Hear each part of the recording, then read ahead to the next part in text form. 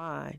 So I'll teach them things around like literally tapping into their 5 senses. And that's where we start. Got you. And just teaching them how to feel again, become aware of like what they're experiencing through their senses. And then we can get into the erotic stuff, right? Mm-hmm. But I'll be working backwards if I try to go straight into sex stuff when I know that trauma is present. Got you. And they're just offline. That's awesome. Yeah. So for the women that's not experiencing orgasms, it's like, you got to do the work first. Some women, it's like less work than others because they're aware of their trauma. They're working on it. They're already, doing the thing. And they just need some tools to just take them to the next level. Hey, everybody. It's your girl, DJ with Plan for Keeps dating app and podcast. And today I have a special guest. Tyomi is a certified sexologist, authentic tantra practitioner, and international pleasure coach with over 12 years experience in the sexual health field. Her down-to-earth approach to sexuality has garnered the views of millions of eyes around the world via her advice-based YouTube channel and interactive social media presence. She is the founder of sex ed blog glamerotica101.com and creator of the Cowgirl Workout. I think everyone's heard of this workout. Yeehaw! You know what I'm saying? And if they haven't, they will. Trust. Right. The only sensual fitness program designed to help women improve their intimate movement and mind-to-body connection. Tyomi's advice has been featured on several platforms and traditional media publications, including Essence.com, EBONY Magazine, BlackDoctor.org, Huffington Post, Comedy Central, The New York Times, Shape.com, BlackLove.com, Vogue.com, Cosmopolitan.com, Washington Post, The Lily, Clear Channel Radio, CBS Radio, Sirus XM, Playboy Radio, and dozens of others. Tyomi currently serves as the resident Sexpert and seminar coordinator for the Exxxotica Expo and is a member of the National Coalition of Sexual Health. Her mission is to empower people to their own sexual identities and live life more sensually. Today, she is here to speak on open relationships, spring cleaning your sex... Spring cleaning our sex life. Our sex life, and female pleasure. Thank you, girl. Yes. Thank you, girl. I appreciate that. How are you today? Let's just dive in. Good. Today was a good day. Got to the gym. It was sunny today. It was warm. You understand? I just moved down to Atlanta. Next month, so next month is my 1-year anniversary living here. But I didn't know it rained so much. I didn't know it was so cloudy. And normally I don't know what's going. Well, no, going into spring, it does rain a lot. But even like, oh my God, it's more than I anticipated. Okay, got you. It's so much more than I anticipated. But Chicago, don't it rain a lot in Chicago? So Chicago is only warm between June and September for the most part. Like, so summertime shy is popping because we pop out as soon as it gets warm. Like, everybody's outside like every day. But it snows a lot. It does rain a lot. We get tornadoes.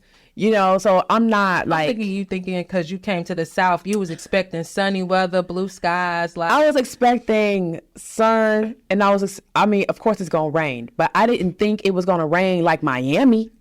That's a fact. It rains like Miami here, but not the on and off again. It's just on. It does just rain. It's just on, and it doesn't stop, and I'm like, oh my God. So today was nice to get some vitamin D. Okay, yeah. Natural vitamin D.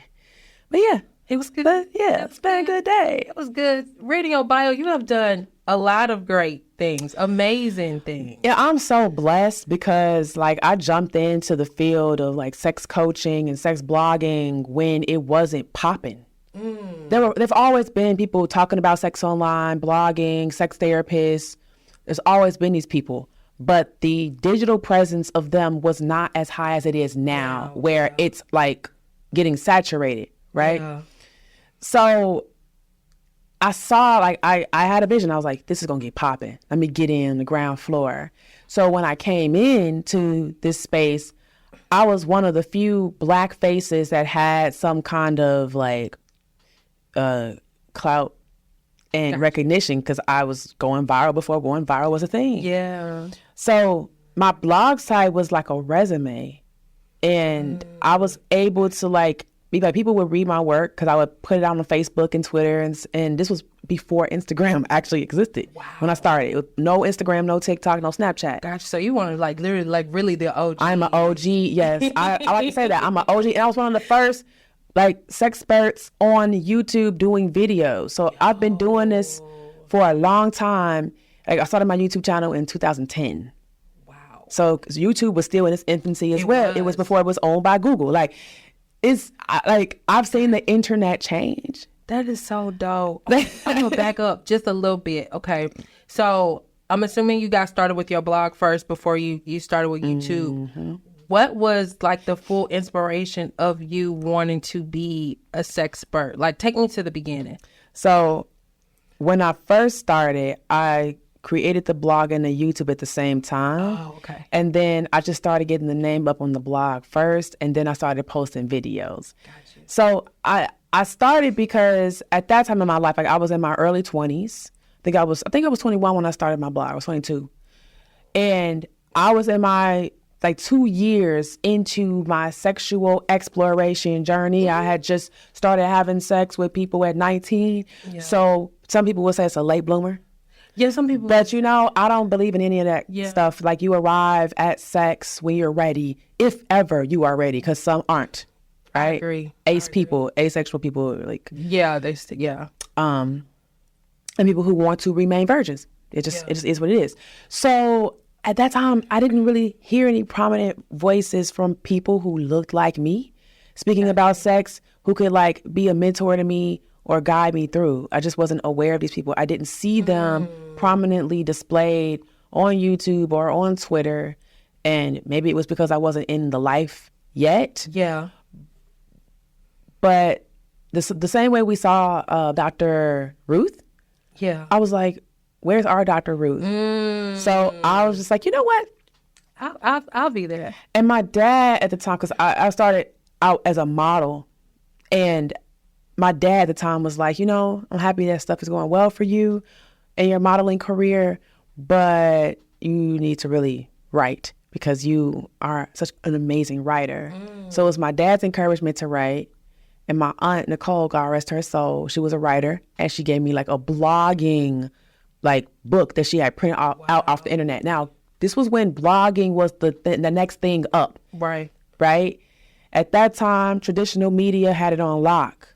There were no digital publications yet. There were no digital platforms like Ebony. Well, no, Ebony.com definitely was around. Okay. They had a website. But you know how now a lot of magazines are going like straight digital? Yeah. Like it wasn't that yet. Gotcha. Magazines were still like popular. And I know blogs online was the thing back then. This was at the beginning of the blogging space. Yeah. Because like to even think about the internet without a blog was like crazy. So I just jumped in. I was like, instead of me complaining about it, let me just be a solution. And I was like, fuck it. Got do it. Let me ask you, so you say, okay, so you lost your virginity at 19. When you lost your virginity at 19, was just sex just so amazing for you? No. When you was, okay, because I know for me, I lost mine really early. I lost mine, I'm not ashamed to say it. Yeah, I lost mine early. I lost mine at 14. And sex was so overrated to me for a very long time. And I found myself just doing it because it was quote unquote the thing to kind of do. You know what I'm saying? You got a little boyfriend. That's what you do. That's what they want you to do. What was your journey like as far as, when you lost your virginity and then starting the blog? So when I started having sex with people, and it was primarily men because I am queer. First of all, I realized that it's very easy to catch dick. Like, very. It's so easy. And this is why men slut shame, because it's like we can have sex a lot easier than they can. I could leave here today. I could hit up. I could even randomly go on Instagram and find somebody in Atlanta. Like, so my journey was me experiencing sex, knowing that I like it, and just being like, all right, we doing this, right? Plus, I recognized that it was very easy to like be in some kind of interaction or relationship with men if sex was a part of it. Yeah. And because I was not the person that's like, oh, well, you know, you gotta wait or whatever. Yeah. I was like, I'm okay with this. I'm okay with just having just sexual relationships, you know, having a fuck buddy. Yeah. Whatever. So there were a lot of experiences that I had between 19 and 21 that just like taught me a lot of things. And at the same time, I was studying and reading books. I'm a nerd. I grew up I'm like very academic. Okay. Top of my class and the whole nine. So I'm a nerd. I like to read and research and study. So that was my thing early on because again, I didn't have a coach or a teacher or anybody like that. So I was doing the work for myself. Yeah. And during that time, and granted, I had already been studying human sexuality in high school because it fascinated me. Okay. Sex fascinated me, but also scared me just a little bit because I was also a church girl. You know? So, yeah.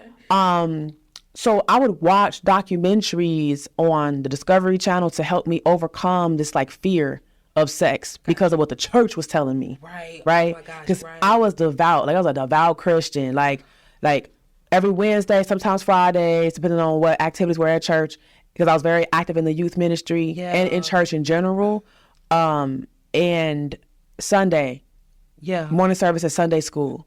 So I was in church like every week. That was my schedule since 8 years old. I gotta know the pivotal moment that broke down that camel's back. Like, granted, my first like sexual experience was with myself. It was self-pleasure. It was like 8 or 9 years old watching Skinamax. Oh, you know what I mean? Everybody, I had cable. Yeah. I had cable growing up. So we used to be up at late at night scrolling. Late at night parental controls. I don't even remember the show, but I used to sneak and watch the little probably Real Sex stuff. Yeah. Real Sex on HBO was another one. You know, like HBO and Showtime had it on HBO, Showtime, and Cinemax had it on lock with like sexual content back in the like late 90s and early 2000s. Like it was kind of crazy. Yeah, you had the specials though. I don't remember us having HBO, but I remember some basic cable. We had the package. Okay, we had the package. So you know, I guess I'm privileged. You know, because you know, like, but so that happened. But then like, you know, the church, they will tell you like masturbation's wrong, and of course like fornicating before marriage and all that. Don't you blah blah blah. I remember sitting in church, hearing those kind of messages and feeling very conflicted with myself. Yeah. Being like, and I'm a Scorpio, so like there's a natural inclination towards the erotic, right? And we control sex organs and sexual realm anyway as Scorpio, so there's that. I can't help it. This is when I was born. So like at 19, when I like started having sex with people, told my mom because we have that kind of relationship. And then from there, it was like, because I was living in New York. I went to school in New York and I moved back home to Chicago. And when I moved back, I tried to integrate myself back into like church life and all that kind of stuff. I know they had to been, It was like, no, this ain't it. No. I was like, I got to find my own way. I got to find my own sense of spirituality. I got God, you know, but Christianity as an institution and like organization, I was just like, no, I'm okay. So that was the pivotal moments, like moving to New York and moving back home. I was like, I'm gonna do things my way and I'm going to explore. And so I took the knowledge from high school and the stuff that I was learning between like 19 and 21. Yeah. And I used to talk to my gynecologist a lot. I was on my parents' insurance. So I was like, all right, I'm going to use the fuck out of this insurance. And for any little thing, because I was sexually active, right? And that's the thing, growing up, like I knew about sex. Yeah. I knew about how to take care of yourself, getting tested, birth control, all that stuff, because I had that talk with my mom. Yeah. And our middle school took us to a reproductive center to teach us about sex. Wow. I grew up in the suburbs from 7 until 17. Grew up in the suburbs right outside of Chicago. And like the school system was really great. Like the fact that they took us to a reproductive center was great. And they separated people by like sex, male, female. Yeah. You know, so I was just like, we already had this kind of like education behind us. So in talking to my gynecologist all the time, she would like fact check things for me and just like encourage me to continue to study and like do more. So me feeling like I was out here alone, having experiences like with my body and just like, and I didn't have anybody to teach me like skills and stuff like that. I had to learn it on my own. I was like, there's other women that look like me that's going through the same thing. And I don't want them to struggle that way I struggled. I want them to have somebody that's like a big sister or like a mama even, who they can turn to and be like, oh my God, what do you do? And not to say that I'm not here for men, but like women have always been my target audience. Yeah. Because they're the first responders of anything. We are the ones that step into the work first. Yeah. Like we gotta drag them in. Like, come on, come to therapy. So it was like for me first, and then for my sisters. Got you. And I always say I'm here for everybody Black and anyone who resonates with my voice, no matter what ethnicity you are. Right. But I'm unapologetically Black and I unapologetically represent Blackness. So awesome how you are serving the world in this way. I so know. kudos to you. I feel very blessed. Your passion and Thank living you. in it. That's amazing. Thank you. Yes. We're going to dive into these topics. Yes, ma'am. Like which one? Open relationships kind of. That one It was one that popped out. It definitely popped out of the three. So when you brought this topic up, tell me what first came to mind for you when you said, let's talk about open relationship. Well, I recently had a post that went viral and it was so crazy because I was just telling my truth. I wasn't trying to like make content to sell anything or whatever. I was just like, I want to show people what my life looks like as a solo poly person, because I've mentioned it before on podcasts and shows and stuff that I've done. But the images we see of polyamory or open lifestyle is like one man and two women, right? Multiple, yeah. Or like 4 people together. We just see like groups and clusters of people, but rarely do we see a person who's doing it solo. Yeah. And it's not in like a poly family or a triad or a quad or something like that, right? But I was like, let me just draw this chart so people can kind of understand how I compartmentalize the people in my life who I have romantic, loving, or sexual relationships with. And when I say loving, like I got a lot of loving relationships. So if I did that, I would also include like my platonic friends. But like loving relationships that are within like romance, like romantic love, right? Drew this chart, I put it up, and I also mentioned that because I already know people just assume like you're fucking everybody on this chart, right? Yeah. So because I knew people were going to assume that, I was like, we all get tested regularly, we share our results, and I'm also on PrEP, pre-exposure prophylaxis. You get an injection every 2 months. For 2 months. And then it prevents the transmission of HIV. And I live in Atlanta now. I'm going to be 100% with myself and know, like, as someone who works in this industry and knows, like, the numbers, I'm like, I'm going to protect myself. Right. So it's on my page. It just started going up, and then people started putting it on their blogs. And there's one person put it on his blog, and he has a huge following, and it just went. Wow. But people were so nasty and just, like, mad.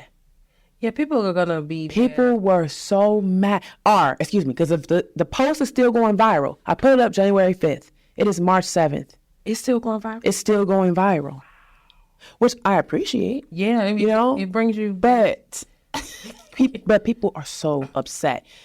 And it was spot on. It was on time because I also got a feature in the New York Times about solo polyamory because this is a huge hot topic right now. The View has talked about it. The New York Times has published several articles about polyamory within the last 2 months. It's everywhere. Yeah. So I was just like, man, it's mighty funny to me because y'all are upset at me, a woman who is living ethically. Right. And everybody who's involved with me knows that they are sharing me, right? But y'all do the same thing. Y'all just don't do it in honesty. Right. They do it with deceit. They do it discreetly. It's sneaky links, side pieces. This is still open relating, but they're doing it dishonestly and without consent of their partners. That's the thing. If a person does not know that you have another partner, they did not consent to that. Right, and it's unethical. Especially if your contract is monogamy. If you say we're monogamous. Right. But a lot of people, I think, like, monogamy is assumed. They don't really discuss it or even talk about it. The average person does not bring it up. It's just assumed that the other person across the table from you wants the exact same thing that you want as far as how to flex your monogamy, because monogamy can be played with too. It can be flexible. It can. You know, but people, again, you know, if you have a certain, like, religious background or practice, that religion's views on sex and relationships is going to shape your idea of, like, what is and what it's supposed to be. And it's like, how is it that y'all want to quote the Bible about monogamy when King Solomon and Father Abraham and all of them, Noah, they all had multiple wives and concubines. Right. They had wives and hoes. Come on. Like, it's so crazy. Wives. And they could afford them. Right. Okay, they could afford them. So, like, I think there's more people who are actually willing to be open, right? Because they're already doing it, sneaking around. They're just sneaking around. Being dishonest. Yeah. And it's the thrill in it for them, right? And also for some of them, it's blissful ignorance, because they say, I didn't know that. You know, some people really don't know that polyamory is an option. Because I didn't know that what I was practicing was polyamory until I met other poly folk in the lifestyle, you know, and then I got a coach for it. So, you know, people can do it. Yeah. It's just, they don't want, like, there's a lot of work in this now. It's a lot of work in being poly. Yes, it is. It's also a lot of work for those people who judge it, like, to kind of take conceptualize. Take down those religious constructs that they have, because that's what they use to judge. And I feel like people who are believing monogamy and they're not judging, those are the ones that's probably in the faithful relationship. Because I believe the one who's putting that hatefulness out there, they're probably the ones that's being unethical. Oh, absolutely, because, you know, hit dogs gonna holler. Oh, they holler hard. They gonna holler. They go. When I tell you loud, I had to take commenting off the video on my page. And I also had to change my commenting where only people who follow me on Instagram can comment on my posts. Wow. And people are so crazy and abusive that they were like, oh, why she turned the comments off of the video? She put it out there. She should just sit there and take it. No. So I'm supposed to just endure abuse for what? Like, what? That's so weird to me. But what ended up happening was that it opened up a bigger conversation for a lot of people. Like, my girlfriend is poly. Yeah. And she's like, she pays attention to certain poly groups, like, on Facebook, and she was like, girl, they talking about you in these groups. They got your post up. Like, my post made it to there is a podcast, I forget the name, but the host is, I follow him, but the host is he teaches people how to earn more money in their businesses. And okay, keep going. Yeah, my post ended up on he used it as an example of, like, content that impacts, and then, like, how to roll it into money, right? And I was just like, y'all really just, this is a lot. So, but it opened up a bigger conversation for people who were like, wait a minute, am I solo poly? Like, oh my God, I feel seen. Oh my God, I didn't know this was a thing. Or other solo polyamorists being like, hell yeah, gotcha. I know that's right. That, you know, like, so it kind of brought some people out of the shadows. Right. And into being okay. Into being okay with how they feel and what they want to express. So I was just like, you know, doing the Lord's work. It's the Lord's work, clearly, you know. I'll take some stones. I'm just going to dodge them. So let me ask you this, because, and I'm going to bring this up. So on the forum, you also put, you are successfully dating out here in Atlanta as someone who is a solo poly. Could you, just in a nutshell, what does that look like for you? So, I actually jumped on Facebook dating in June. I love Facebook dating. I took my profile down for now because I'm satisfied with what I found. I love Facebook. But it was one of the most successful dating apps I've ever been on, and I've been on all of them, except for eHarmony and Christian Mingle. Okay? Yes. So, I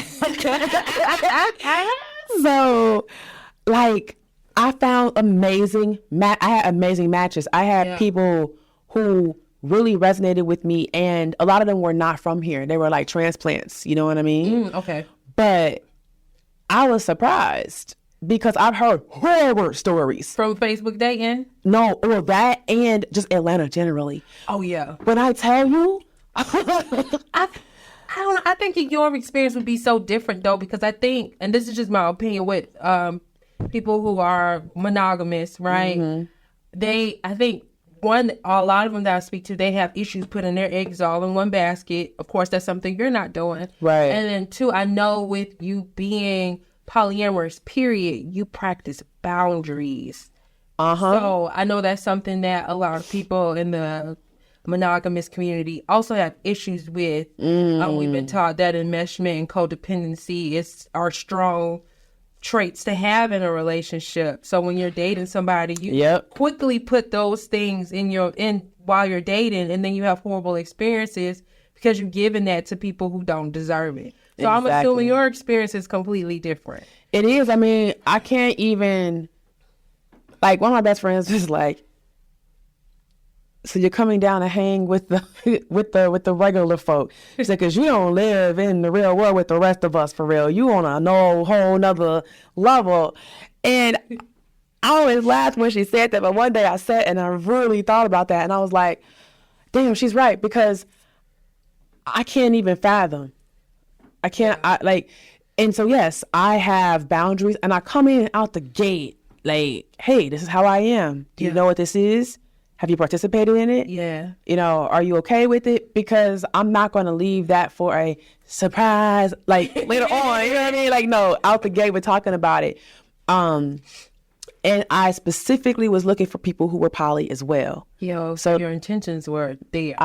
I'm intentional. I came down here very intentional. See, that's something else that I feel that people who practice monogamy can take from people who are polyamorous. Mm-hmm. Y'all are very intentional about certain things when it comes to dating and building relationships and all of that stuff. But let me let you continue. There's a lot of things I admire about. I'm not polyamorous. I tried it. It's not for me. I tried it. And that's good that you tried and that you know what is and is not for you. Yeah. But I definitely admire a lot of things about polyamory and try to take that in for myself. So I'm gonna let you continue. Like I was telling you earlier, right, about for me, what I feel is the addictive part of being a polyamorist is the work. Yeah, because you do have to do a lot of work.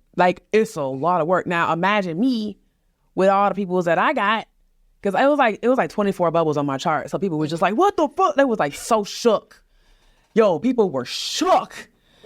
It was like, I would be shook about it. You're a whore. How the hell does she manage all that shit? It was like, you're a whore. Oh my God. One woman was like, you must have more days. Ha ha ha. What do you do for work? Because you must have more time in a day and a week than the rest of us. I was like, ha, all for myself. I work for myself. I do my own thing. So imagine me still now. I work for myself, and I'm able to manage the people in my life. Yeah, right? Because you work for yourself. That's even harder. But that's another topic for another. It's the work. The work for me feels really good because I am really addicted to being the best version of myself daily. Yeah. So I'm very introspective, but to the point sometimes where I'm like, girl, stop being so hard. You can be softer on yourself with your introspection. You don't got to go hard like that. So 3 things that you would say you worked on within your poly journey to be a better partner to your... Compersion for sure. Okay. And what that required was for me to examine what that was bringing up for me and go and just heal that. Did that take a long time? It took a minute. Got you. It took a breakup to sit me down and really force me to do the work. Yeah. So for 2 years, I mean, the pandemic helped too, because 2020. I had my own awakening during the pandemic. Yo, I mean, it was like I was going through a breakup, but also had to keep moving to survive. Yeah. So I couldn't just like sit and just cry and rub in the ball because like the world was on fire. Like no one knew what was happening. It was so scary. Like in hindsight, I'm so glad that I survived it because a lot of people did not. Right. But to be on the other side of what the world used to be and what it is now is kind of crazy. It is. I have to say. But like, where are we going with this? Okay. You named your first one. Oh yeah, sitting down doing the work. Like so comparison for sure.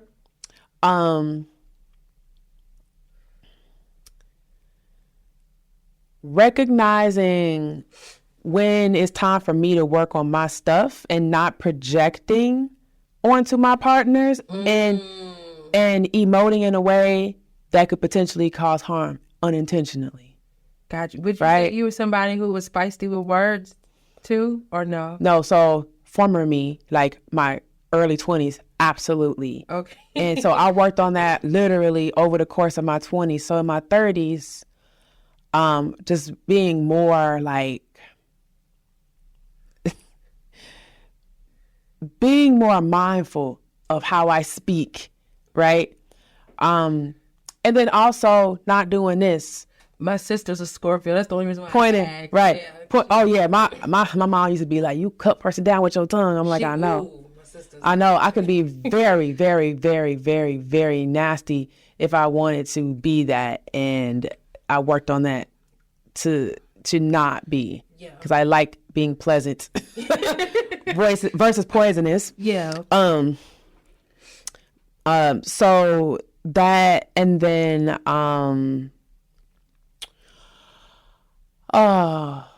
being mindful of asking them about their needs and how they shift. Okay. Because things change. Yeah. You know, and sometimes if I'm in my own world, living in my stuff, like I can get so consumed that I forget that they're there too.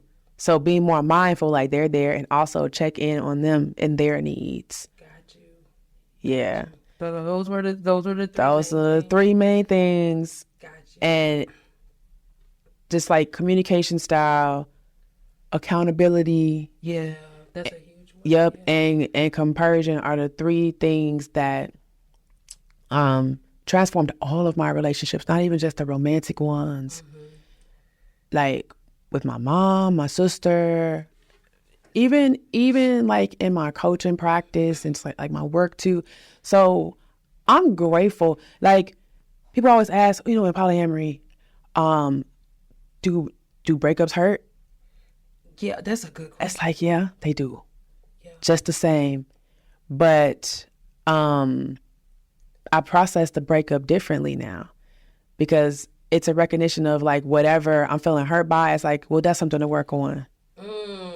Right? Yeah. This breakup is showing you where you can do some more healing, and that's okay. And process the feelings, because it's an ending and a separation, and that's never easy, you know.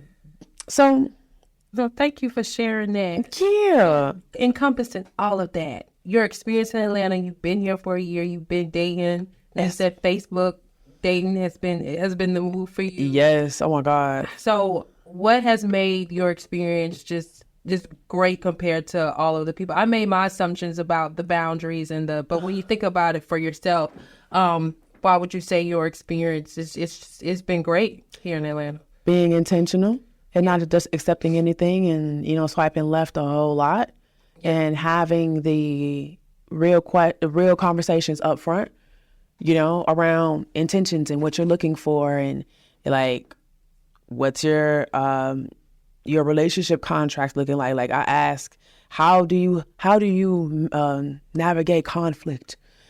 I be asking questions like that out of the gate, because I need to know, because I am at a certain point in my life, in my emotional awareness and intelligence, that I need that to be matched. Got you. So once you actually got swiped right on and matched with me, we was getting into some stuff. And then I also have a very heavy filter, because I've been online dating for so long, I know time wasters. I know people who look like they're just like bots or whatever. I know certain things people say, and just looking at their profiles and what they put up, like being able to like deduce certain things based on what I'm seeing, and I automatically know if someone's like mindset is not on track with me just by like the language they use. Got you.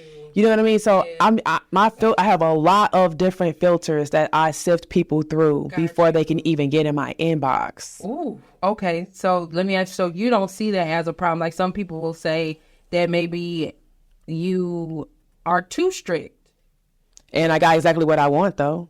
You know what? I like that. You know, I have to be strict, and specifically for, well, a few reasons. One, I'm a public figure. Like, I am popular out here. Like, sometimes I'll be on vacation, people scream my name out. I'll be like, what in the world? Like, I don't know, I created this life for myself, but I have to think about that because I've been on dating apps where men would be like, oh, yeah, I'll follow you. Oh, no. You know, and it gets really awkward at that point for me. Yeah. Number two, I am an energy healer. I am an empath and a bunch of other things that makes me very open. And vulnerable. Yes. Yeah.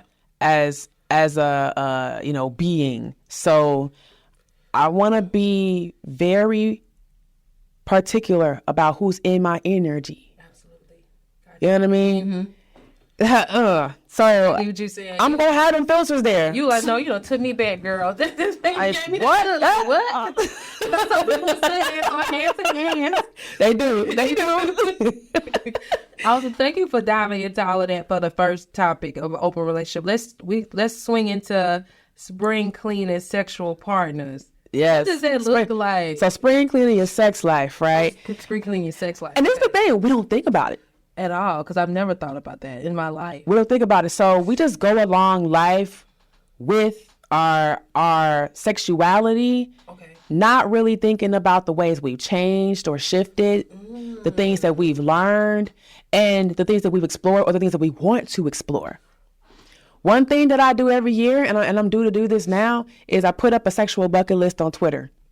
It changes every year for you, you would say? Yes. Okay. Some things I drag from the previous year. Okay. But like there's things that I want to experience now that I didn't even think about in 2023. You put something up that I said to somebody. You said you experienced back in December. I think it was it somebody primal? I don't know. Yes. Oh my God. Oh. I think I want to try that. Okay, but anyway.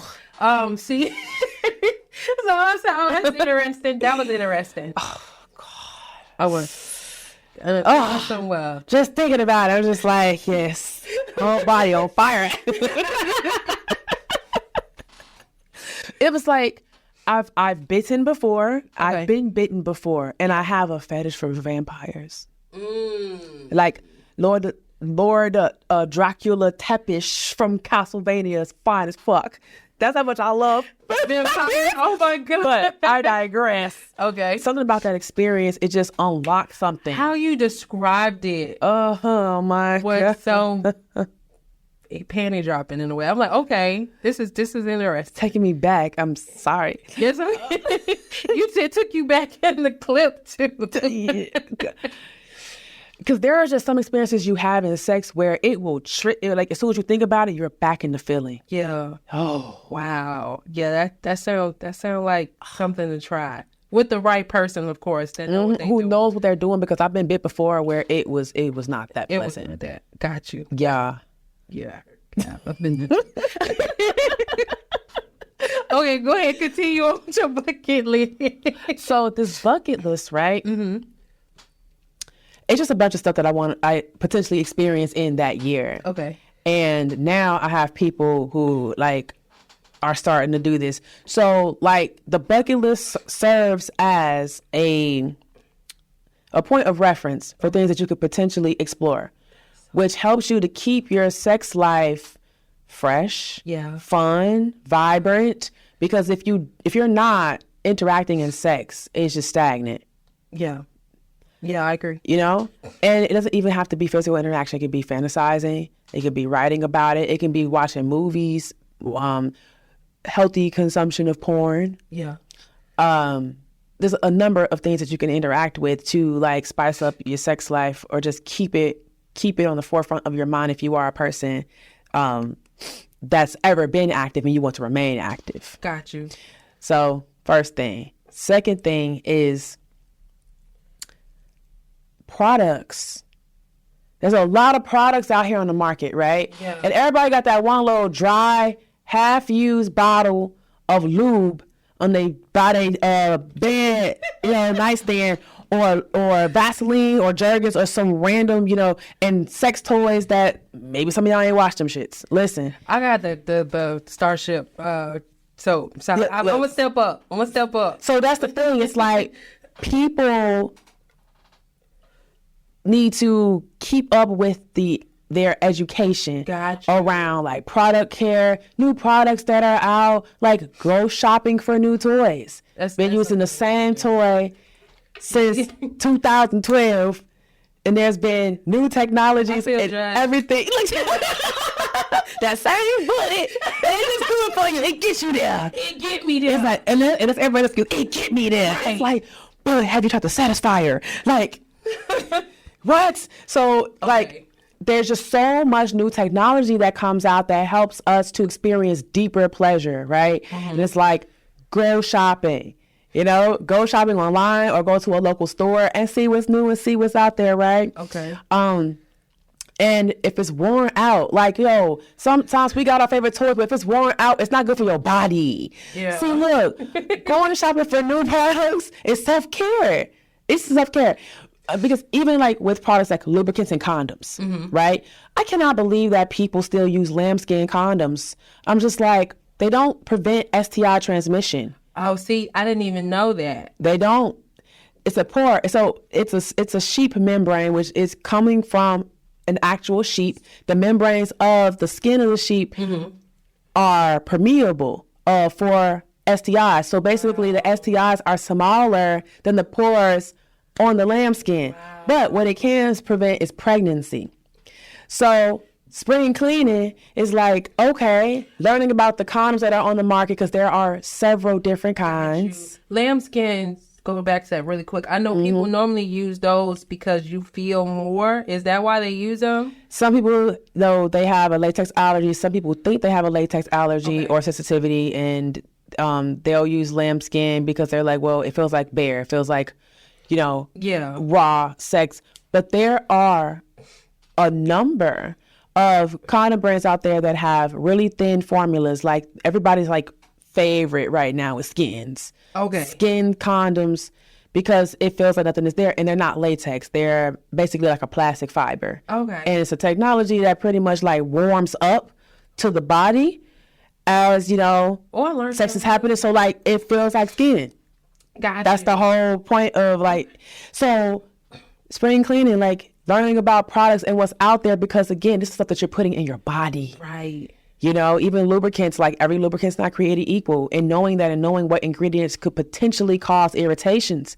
Okay. What's the best ones for like vaginal, anal? So this is the thing, right? Mm-hmm. Across the board, educators are going to say that water-based lube is most recommended, right? Because it's water-based and it absorbs into the membranes of the vagina and it's body safe, right? But my opinion is that water-based and silicone combo, or silicone, because it's slicker, it lasts a lot longer as far as the glide. It doesn't dry up as fast as water-based lube. Got you. So, I love it, and it's great for anal and for vaginal sex. Okay, well, that's good to know. Okay, so spring cleaner. Okay. Yep. So you got me thinking. Okay. It's like basically it's just like when you go into a closet you haven't been in for a long time and you start examining what's working and what's not. Yeah. You're making room for more. You got to make room for more pleasure in your life by spring cleaning your sex life. Even examining down to your orientation. Are you still straight? Or have you had some thoughts or some feelings about the same sex? Or non-binary folk? Or trans folk? Like, sit with yourself and really examine your sexual orientation without judgment. You can do this by yourself. That's the by thing. yourself. What's a tip you'll give somebody to do it without judgment? Besides the by yourself part, because people will still judge themselves by themselves. Fuck it. Yeah. That's my advice. Fuck it. Because listen, those feelings are going to be there. You got to do it scared. You're like, you know what? I'm by myself. No one's around. No one's going to hear me. It's just me. Yeah. Let me just talk this out. Mm-hmm. But I think people will need support though, because you might do all that and throw caution to the wind and sit with yourself to really ask these questions. And if, again, you got the religious stuff, family judgment, and all these other things a part of your experience that have informed how you think about like queerness or about kink or anything that's alternative to just like vanilla sex or traditional sex, then it's going to be hard to even be honest with yourself. So therapy, even like talking to a therapist or talking to somebody anonymous, shit, I'm going to tell you something that's very underrated is phone sex. Listen, you go talk to a sex worker, you don't necessarily, it doesn't have to be phone sex, even though that's what it's advertised as. Like you could literally say that they literally are therapists. Some of them actually have degrees, and they are like licensed therapists. Some are sexperts, but because sex workers are in this lifestyle, they're not judgmental about what a person would think about any of this stuff, right? So having support in having those conversations and examining your sexuality is really important. And everybody's on, different levels when it comes to like their awareness of accountability and like being introspective. So if a person has never gone through the process of being introspective, like having a coach or a guide is really helpful because it's a skill that you develop through practice. Absolutely. And I remember when I first started being introspective for real, sometimes I'd be down for days, like, I know.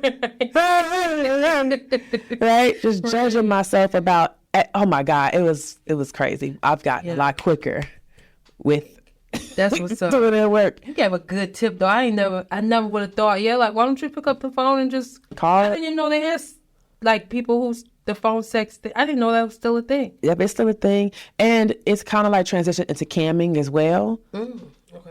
Like, that's a place you can go, talk in the chat room. Like, so it's all kind of things that you could do. But coaches and therapists are like the first line. That's the best. Yep. The first line of help. Okay. So we're going to dive into female pleasure last, but definitely not least. Yes. I know females kind of neglect that part. What came up for you when you said female pleasure? Well, there was a study that just came out, and this study has been done before. Okay. And what I'm finding is that every time they do this, there's a greater number of women who fall in a category of anorgasmic, or they do not reach orgasm regularly, or they've never had one. Oh, yeah. 85% of women that were surveyed said they never had one. And I'm appalled, and I'll tell you why. Because our vaginas are awesome. Okay? Our vaginas are awesome. Yes, they are. If you have a vagina, you know what I'm talking about. Babies, the capacity to push out a whole human. Yes. Aside, the pleasure zones in the pussy are amazing. If it feels good to them, it feels good to us. Yeah. And I'm just like, damn, that's why y'all out here so mad. Because y'all are not experiencing the full power that's like between your legs. Like, oh my goodness. We have 2, 3, 4. Is it 6? We have 1, 2, 3, 4. I'm missing one. No, 4 internal erogenous zones. Okay. G area, A spot, P spot, cervix. Okay, so it's 4. And then the perineal sponge is at the opening of the introitus of the vagina, right? And so you have like 5 areas of like erectile tissue beds and just like erogenous zones within the vagina that can bring on some delicious orgasms. And I'm like, damn. So it's way more than just the clitoris. Yeah.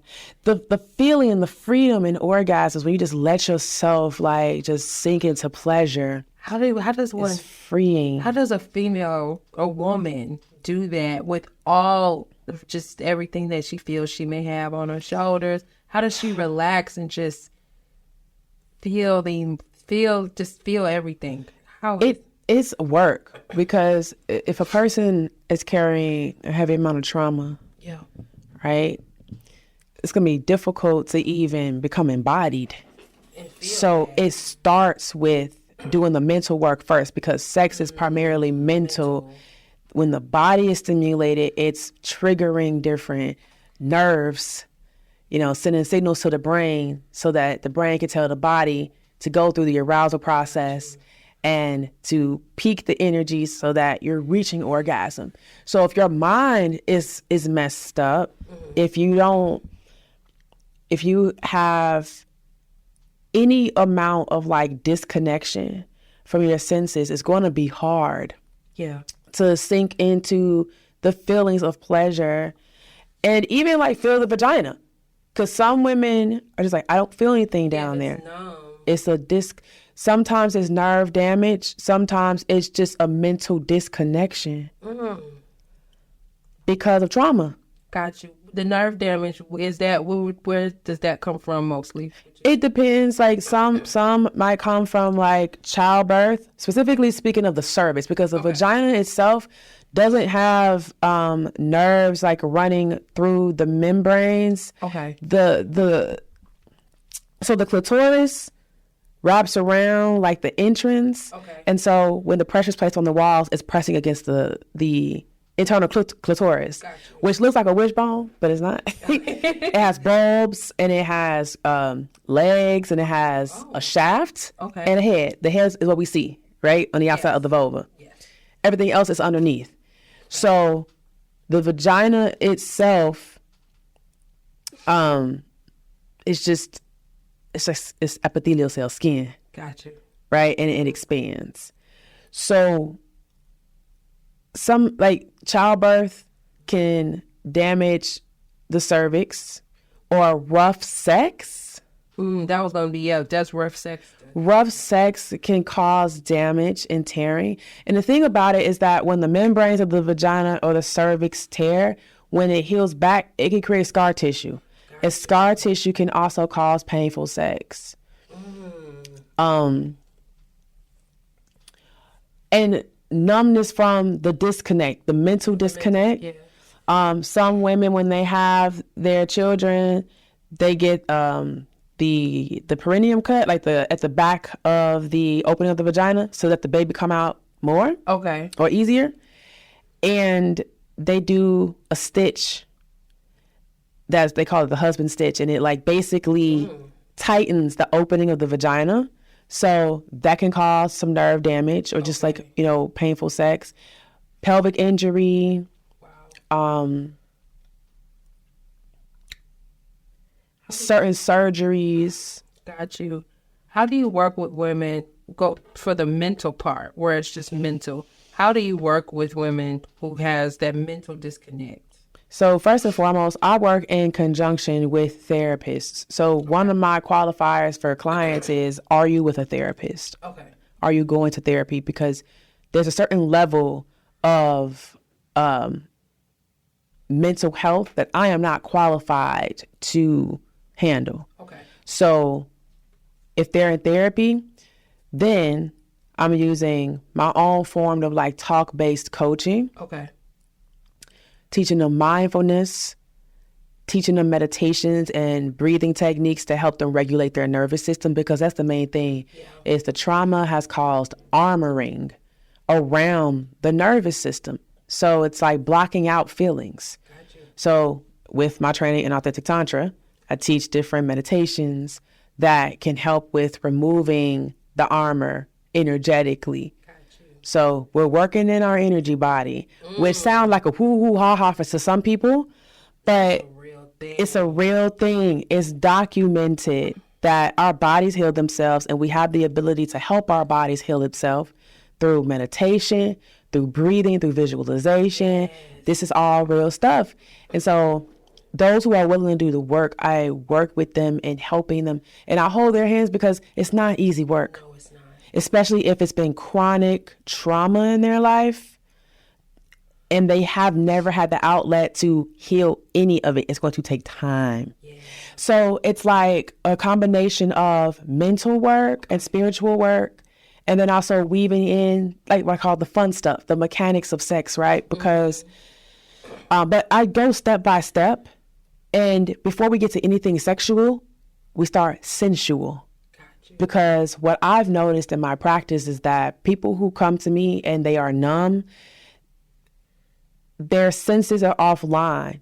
So I'll teach them things around like literally tapping into their 5 senses. And that's where we start. Got you. And just teaching them how to feel again, become aware of like what they're experiencing through their senses. And then we can get into the erotic stuff, right? But I'll be working backwards if I try to go straight into sex stuff when I know that trauma is present and they're just offline. That's awesome. Yeah. So for the women that's not experiencing orgasms, it's like you got to do the work first. Some women, it's like less work than others because they're aware of their trauma. They're working on it. They're already, doing a thing, and they just need some tools to just take them to the next level. But it's crazy how many like sexperts are in this world and intimacy coaches, and yet these numbers look crazy. It's because we get censored, but whatever. Another conversation. I think that's it too. And I think, that's pretty much it. I think. Yeah. Like you said, censorship is crazy. Gotcha. And then women who have maybe the nerve damage and stuff that come to you, do you work with them on maybe techniques to help them get past the nerve damage? Or we do pelvic work like yoni yoga, so we like pelvic floor work, teaching them yoni massage and self massage in order to like work things out. What's your advice to women to just be more mindful of their pleasure? I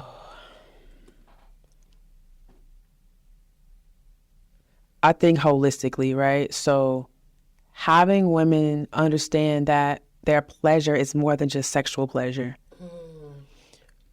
We got sensual pleasure and all of its versions, because it's based on the 5 senses and how we experience life through the 5 senses. So like eating, for instance, or like listening to music, like it makes you feel good, right? Being aware of the things that make you feel good emotionally and spiritually too. So like, if you're ignoring these forms of pleasure, it's going to be difficult to tap in with sexual pleasure. So just being aware of the different ways that you can experience it and prioritizing it. Like we teach like a pleasure scale, right? From like 1 to 10. And we say like 1 is the least amount of pleasure, 10 is the most.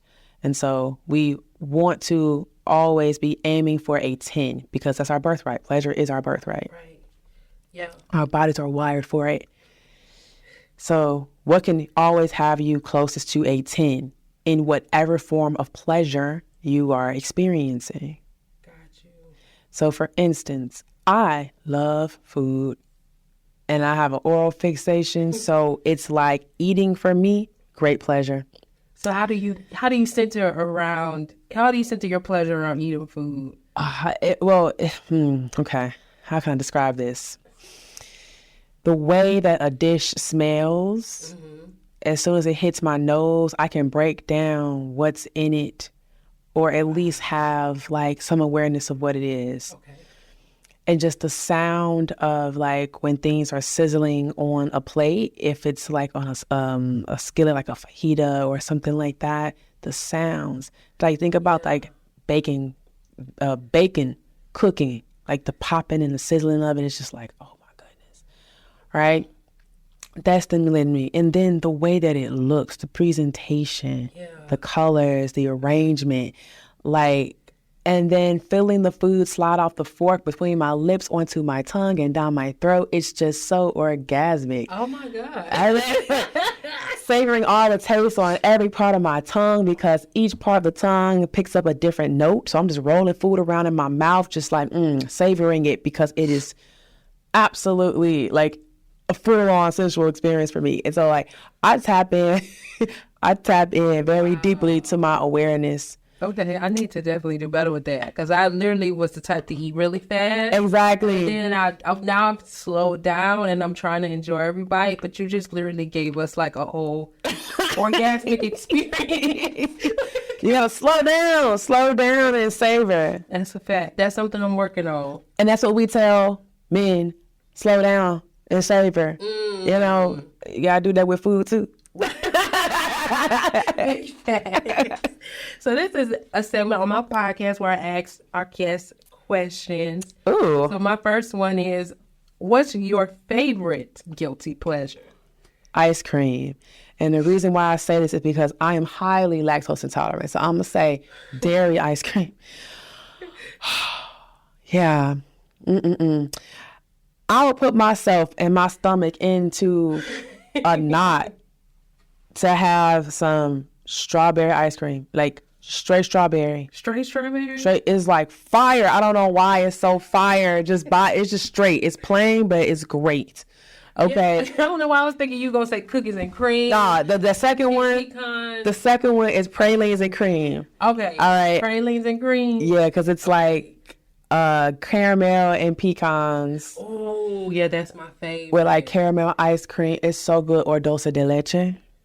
Dulce de leche. I know. It is the most caramel you can have. And like, Dulce de leche. Can I get that at Kroger?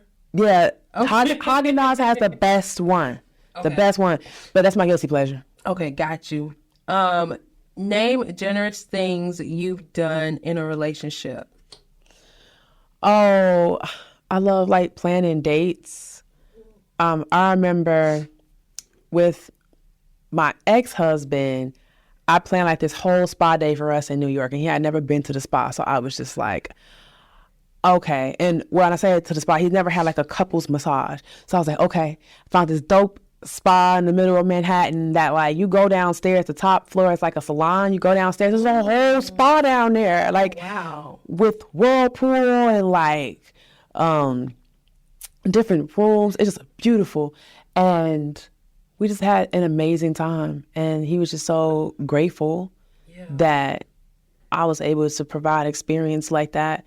But also like the amount of space that I hold for my partners is just like, it's beautiful. That is beautiful. And it's grace. Like I give them grace to just be who they are. Yeah. And I don't judge them for it. And I think that's one of the things that my partners really love about me is that I just accept them as they are, and I'm like down. Yeah. I'm down to ride. I'd be like, how we doing? Yo, that's beautiful when you really can't sit and be in a relationship and love somebody and not try to control and confine them. Yeah, that's another thing that I like about poly, but I'm not gonna keep going into things. Listen, but you should though. Shout it to the mountaintops. I do. There's a lot of things that I really like about polyamory, and I think, like I said, us that practice monogamy can really take some stuff from y'all to a kid. So that's what I've been saying. I'm like, polyamory is not anti-monogamy. Yeah, it's not at all. And what's funny is people are willing to open up their relationships when it's a threesome. Right. But it's like, I can't do that poly stuff. They think that they can do the open sex stuff. Right. And then it just goes awry. Like, I just be like, come on, y'all. It's okay to be open, and it doesn't have to be just purely sexual. But that's the thing, though. Most people who practice monogamy, that's their only... It's the only thing. It's sex. They even said... I was listening to something else, and they talk about how sex binds the Buying soul ties. Soul tie or buys the contract or something like that. I hate that I brought it up now because I can't remember the full context, but it's supposed to be deeper than that. But that's another conversation. Girl, yes it is. It's like, okay. Another conversation for another thing. When dating someone and seeking a long-term relationship, what do you look to teach or bring to the relationship? How to love. How to stay in love. How to communicate in love. Yeah. That's it. Okay. What's the most invested you've ever been in a relationship? And when I say invested, majority of the time, it's probably something you probably had no business doing, but you did. Maybe something toxic. What's the most we all got one of them, don't we? Yeah, man. So there's one person, and I still love him to this day. Like, he was on the come up in his career, and I don't know, my heart was just immediately just like, oh, help this person. But I really love this man. Yeah. So I was doing everything, like cleaning his house, like, because I saw that he didn't even have time to take care of his space. Yeah. And his space being clean was a part of his health too. And I'm like, you got to use your voice. You're an actor. Like, you need support. And so I was cooking and cleaning for him and, you know, taking him to and fro. And I don't regret any of it. Please understand. Yeah. But I was really invested in that relationship, even though it was a situationship. Got you. You know, like, it was a situationship. But I was happy to be the emotional support and the support that he needed to, like, follow his dreams. That's dope. And he's thanked me for it. So it wasn't like these things went unnoticed or unappreciated. Yeah. They were definitely appreciated. And you know what the prize is for me? Seeing where he's at right now. That's what's up. I'm always going to love him. And I always saw, like, his life and how it is now. I always saw that for him. And that's why I supported him, because I was like, I know I'm not going to be a part of that, but I want you to get to that. That's dope. Yep. That's dope. A lot of people can't love in that way. Girl, oh my gosh. I am a reformed person. Like, I literally work on myself every day, and I'm happy to have even, like, to be able to say that. Yeah. To say what I just said about this person, because there was a time when I would just cry about it. Like, why, you know? I had my own situation like that where I was fully invested and I did a lot. And for me, I realized back then I didn't know it, but I realized that was my form of control in my own way of trying to keep this person. Like, yeah. And, you know, they're off doing their thing. My story is different. They're not doing that great. But, you know, I had to learn. But I still had to learn my lesson is not trying to control people. Really if you're going to be in a relationship with someone, you really have to accept them where they're at. You do. You have to love them where they're at. You have to be okay with all of that. And if you know you're not, then don't settle for it. Like, that was a hard lesson I had.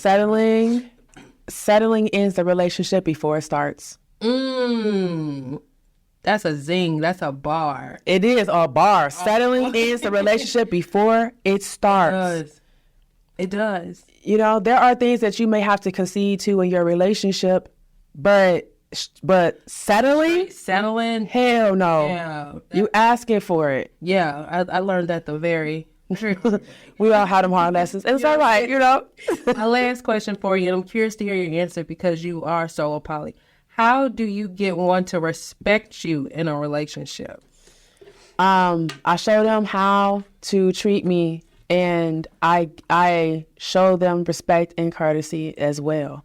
Got you. You know, like, I set the tone through the door. You know, that's how my parents raised me to be. So it's like, got you. And if they not, I don't have to earn your respect. Ooh, right.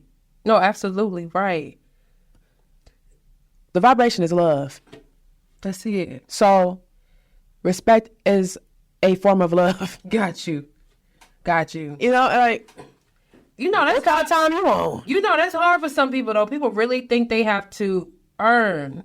I know we're moving into a new age. I think, like you just kind of said, you know, before 2020, there was this I don't know, there was this one way of things, and now we're on the other side of it, and it just seems like people are becoming more self-aware and trying to do more of the work. So that's exciting. Very exciting. Yeah, back in the day, like, for me particularly, that's what I thought love was. Like, you had to prove and do, and it couldn't just be and be yourself and somebody just love you for that. So that was a very hard lesson for me. So I had to learn that lesson too. You know, like wanting to seek the approval of people and like making that my experience instead of centering me. Right? Yeah. Whoo, Lord. I said, yeah, I remember them days. Now, where can the audience find you? Well, you can find me on Twitter at Glamazon Tyomi. You can find me on Instagram at Real Glamazon Tyomi. Go to Glamourodica101.com for your blog needs and my YouTube channel, Glamourodica 101. And I just started a YouTube page for the Cowgirl Workout, so you can find us on YouTube as well. Videos are going to start going up within the next few weeks, so yeah, I'm excited. Are you doing classes here in Atlanta? So that's the thing, right? I really do want to find a gym where I can do a class at least once a week. Like, I want to be able to pull up and do a class weekly. Yeah, I need you to do that so I can come and support and learn some stuff. Come through, and it's a straight up workout. You're going to be like sweating. But we're like, whew, this is a lot. Ooh, yeah. That's how you build your stamina and your strength to be able to stroke back. Yeah, so now I said, yeah, let me know. Let me know for real. That 85% would be much lower if women would learn how to participate in sex fully. I can agree with that. I'm fucking back. That's my last mic drop. I'm fucking back. Yo, Tyomi, I want to thank you so much for coming on having me. Show. Oh, also visit the cowgirlworkout.com. Okay, yes. I will have all of those links in the show. Thank you so much. I need to thank you. Just thank you again for coming. Thanks for having me. Yes. I want to thank all of the listeners for tuning in, the viewers for watching, and until next time.